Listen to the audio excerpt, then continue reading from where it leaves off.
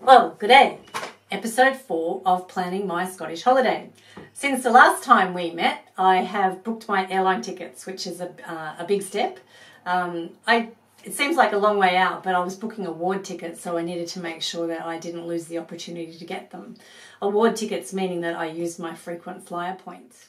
So I decided a while ago that I would use Korean Airlines because I wanted to collect the frequent flyer points, and that day has finally arrived where I have enough frequent flyer points to be able to book an award flight all the way from Sydney to London. Right, so the flight itself cost me $0, but there was just under $400 worth of taxes, so it wasn't completely free, but very close to it, which is really good news.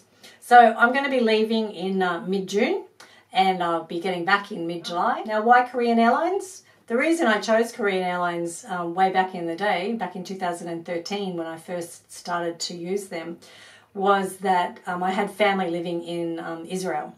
And Korean Airlines offered a flight from Sydney to Seoul and then from Seoul to Tel Aviv, with the sweetener that there was an enforced layover and they put you up in a hotel in the meantime. Now, flying out of Australia to anywhere takes you a long time. It's quicker to fly to New Zealand than it is to fly to Perth or Darwin, from Sydney. It's a big country, a big island, so to get from Sydney to Seoul is 11 hours, 10 or 11 hours, depending on the size of the jet, and then to get from Seoul to Tel Aviv was a 12-hour flight, and I've just looked it up, and the flight from Seoul to London is 11 hours and 55 minutes.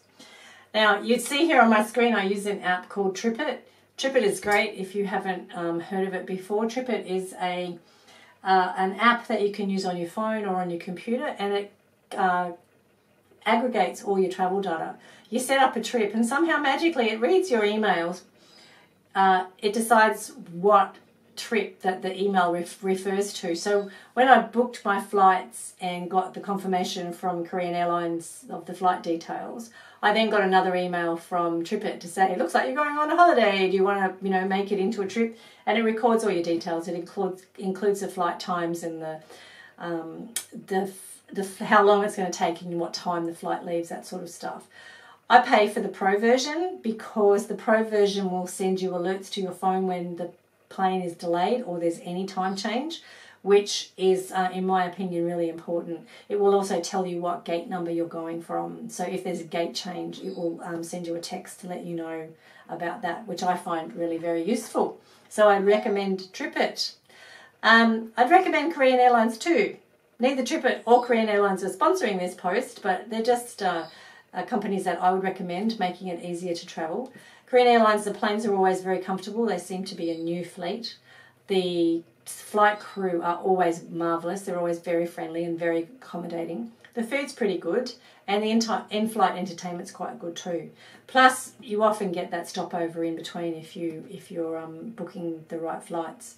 Now, with my trip to London, there is a stopover, but because I'm using awards or frequent flyer points, I have to pay for my stopover accommodation. So I won't be staying in the 5.5-star Grand Hyatt. I'll be staying somewhere a bit cheaper, but close to the airport. So, a couple of things done. Got the walking tour done, got the flights booked. As we saw in episode 3, I'm starting to go through my itinerary and plan that, where I'm going to go and what I'm going to do. One thing I am going to do this time is try and restrict myself to only 15 kilos.